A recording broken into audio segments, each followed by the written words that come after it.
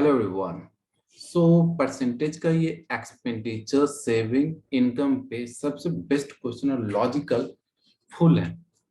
सो अच्छे से इस क्वेश्चन को देखिएगा, सॉल्विंग आसानी से होगा। बस क्वेश्चन को रीड आउट करना है, जो कह रहा है उसके अलावा कुछ थिंक ही नहीं करना है। ठीक है, तो स्टार्ट करते हैं।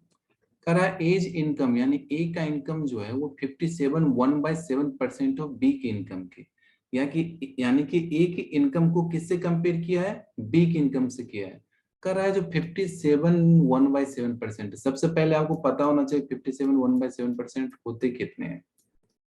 ठीक है, इसका वैल्यू कितना होता है फ्रैक्शन में? 4/7। ये आप लोग जानते होंगे कि 14.28% होता है 1/7, जिसको हम 14/2/7 भी लिखते हैं। अगर उसको 4 से मल्टीप्लाई करते हैं, फ्रैक्शन को 14/2/7 को अगर हम 4 से मल्टीप्लाई करते हैं तो 57 1/7 आ जाते हैं। तो 4 से मल्टीप्लाई 1/7 को भी करेंगे तो 4/7 इसका फ्रैक्शन वैल्यू हो जाएगा। ठीक है, अब कह रहा है जो इनकम यानी ए का इनकम और बी के इनकम में कंपेयर किया है। ठीक है, हम भी कंपेयर करते हैं। कह रहा है ए का इनकम जो है, ए का इनकम बी के इनकम का कितना है? 57 1/7%, यानी कि बी का इनकम अगर 7 है, ताकि जिससे कंपेयर होता है वो हमेशा डिनोमिनेटर में रहता है। ठीक है, तो बी से कंपेयर कर रहे हैं, यानी बी 7 हो गया और ए कितना हो गया मेरे पास? 4 हो गया। यानी कि बी हो गया मेरे पास 7 और ए हो गया मेरे पास 4। ये हो गया इनकम, यानी कि बी का इनकम अगर 7 यूनिट है तो ए का इनकम कितना होगा? 4 यूनिट। तो परसेंटेज है तो हम इसमें डबल जीरो लगा देते हैं, कोई दिक्कत नहीं है, रेशियो तो सेम ही रहने वाला है। ठीक है, अब कह रहा है if A income is 525% more than B saving, A का जो इनकम है वो बी के सेविंग से 525% मोर है। तो यहाँ ए का तो सेविंग ही नहीं पता है हमको, तो हम कंपेयर कैसे कर सकते हैं? अब आगे देखते हैं। ए सेविंग इज 16.66% ऑफ बीज एक्सपेंडिचर, यानी ए का जो सेविंग होगा वो बी के एक्सपेंडिचर का 16.66% है। बी का एक्सपेंडिचर तुम्हें पता ही नहीं है, तो कैसे हम सॉल्व करेंगे? देखिए, तो इस टाइप के क्वेश्चन को सॉल्व करेंगे तो हम पहला पॉइंट उठाते हैं। इफ ए का इनकम जो है बी के सेविंग का 525% मोर है ना, बी के सेविंग से कंपेयर किया है ना, तो हम क्या करेंगे? बी का सेविंग को, हमको तो नहीं पता है बी का सेविंग कितना होगा, लेकिन बी का सेविंग जो भी होगा ना, बी का सेविंग जो भी होगा वो अपने आप में कितना होगा? 100% होगा। अगर आप 10 रुपया अपने पास सेव किए हो, इसका मतलब 10 रुपया ही तो आपके पास टोटल है ना सेविंग। टोटल का मतलब 100% तो 10 ही रुपीज हुआ ना। तो कह रहा है जो बी का सेविंग जो भी होगा, बी का सेविंग से 525% मोर, यानी बी का सेविंग कितना है? 100%।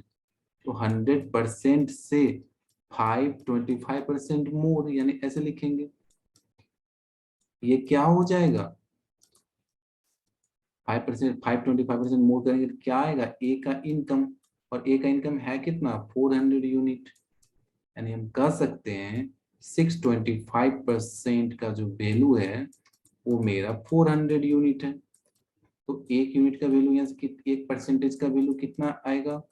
तो 400 अब बाई 625, यही आएगा ना।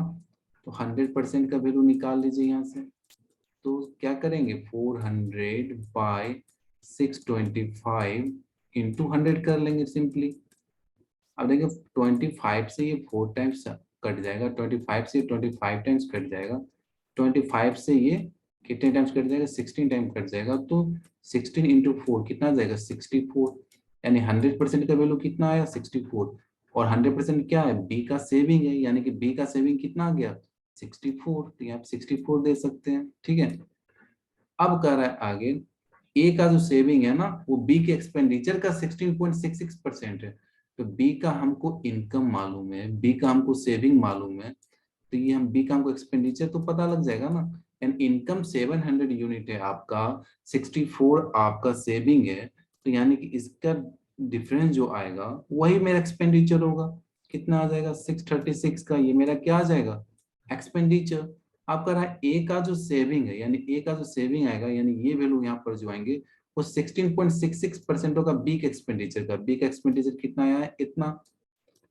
इसका 16.66% कितना होता है 1/6, तो 6 से कट कर लीजिए, कितना कितना टाइम जाएगा 106 टाइम, यानी 106 क्या होगा, ये हो जाएगा मेरा बी का, ये मेरा ए का सेविंग हो जाएगा। तो ए का सेविंग हमको मालूम हो गया। अब आगे क्या करा, if difference between A saving and B saving is 315, यानी ए का सेविंग और बी के सेविंग का डिफरेंस आपको कितना दिया हुआ है 315। तो इसका डिफरेंस कितना होगा, तो 42 हो जाएगा, ये 64 है, और 6 हो जाएगा 70, 30, 36 और 42, इसका वैल्यू कितना है 315। तो देखिए 7 से कटेगा, हाँ कट जाएगा, 7 से 6 टाइम, और 7 से कितना टाइम चला जाएगा, 7 4 जा 28 और 3 7 5 जा, फिर 6 से कट जाएगा 7.5 टाइम्स, 7.5 टाइम्स हो जाएगा, यानी एक यूनिट का वैल्यू कितना आ गया 7.5।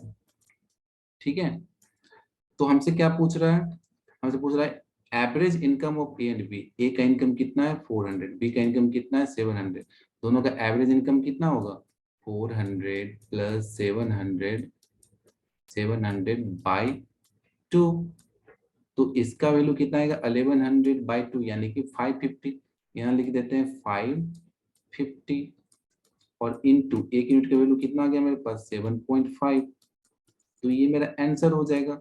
अब ऑप्शन देख रहे हैं जो जीरो किसके लास्ट में, देखिए जीरो तो आना है, तो जीरो तो इस सब दो ऑप्शन इसके लास्ट में है, तो हम क्या करते हैं ना, नॉर्मल से मल्टीप्लाई करते हैं, 500 को 7 से मल्टीप्लाई कर दिए, 500 को 7 से पहले 550 को मल्टीप्लाई कर लीजिए, कितना आ जाएगा 0, 35 का 5, 3, 45 और 48, यानी 48 से तो ज्यादा ही आने वाले हैं, तो 48 से ज्यादा, तो एक ही ऑप्शन दिख रहा है ना 4950, नॉट भी लिखा हुआ है, नॉट भी लिखा हुआ है, पहले 7 से मल्टीप्लाई कर लिए, तो ये हो जाएगा 38, ये 38 हो जाएगा, प्लस आप क्या कीजिए 0.5 से इसको मल्टीप्लाई कीजिए, तो इसका हाफ करना पड़ेगा, तो 250 275 हो जाएगा, यानी कि यहाँ पे 275 हो जाएगा, यानी ये हो जाएगा 5, ये हो जाएगा 12, 2, 10, 11, 4, यानी कि 54125, 4125 कहाँ है, यहाँ पे ऑप्शन हो गया।